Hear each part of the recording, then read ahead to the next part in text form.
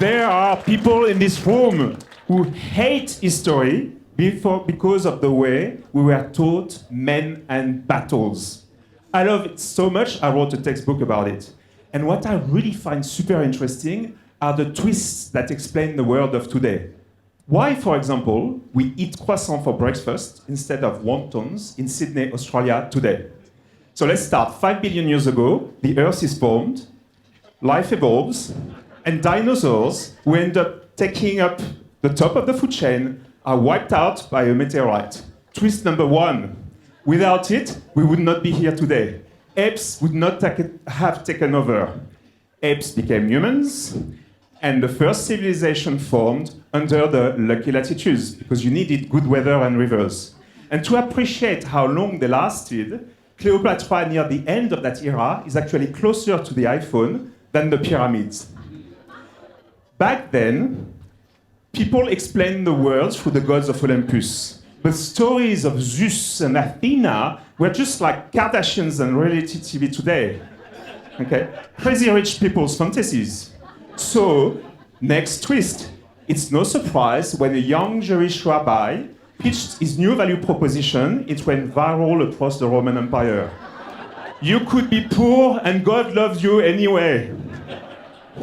That was groundbreaking. Rome was on par with China then. Romans were amazing engineers. We built aqueducts and indoor sanitation. But the empire spread too thin and eventually collapsed. Next twist. When it did, Europeans were back to shitting in buckets. Cities collapsed. Only safe places were monasteries, where monks were making wine and cheese, which led to the next twist. How the fuck did Europe manage to win out of that mess? Reason number one, COVID 1.0. The bubonic plague killed half of Europe's population and ironically triggered a renaissance of innovation. If you ever worked with very limited resources in startups, for example, you'd get it. Imagine losing half of your monks' content writers overnight. That would be a massive incentive to come up with a printing press. Reason number two, food and spices. Europeans ate, not the French, Europeans ate a lot of rotten food then, and they needed spices to mask the bad taste. And they could only get those spices in China, in Asia. The reason why Marco Polo went to China was to get those spices. But when the Turks, the Ottoman Turks, took Istanbul and blocked the inland road, the Silk Road to Asia, Europeans had a massive problem then. So they went around it by sea. The Pope drew a line on the map. Christopher Columbus and Spain went west.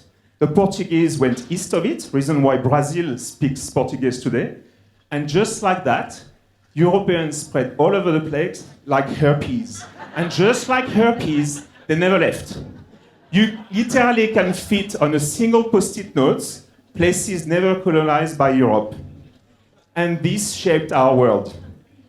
Australia's colonization is a direct consequence of US independence. When the British lost the American colonies, they needed somewhere else to go, and they picked Australia because it was empty.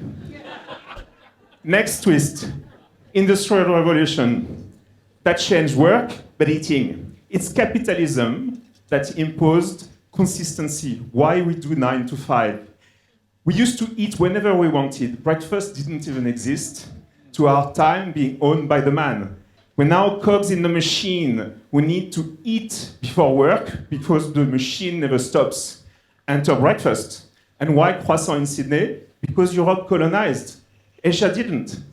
So, if we recap, 1, the plague killed so many workers, we had to come up with machines to replace them, which led to the Renaissance and the Industrial Revolution that changed everything. 2, Europeans needed spices, and when their inland access was blocked by the Turks, they sailed off, colonized everywhere, and we're still living with the consequences today. Obviously, croissants are not the only thing that Europeans brought with them. They also brought wine and beer, invented on slide 4 and 8. So, grab a drink and raise a glass to history!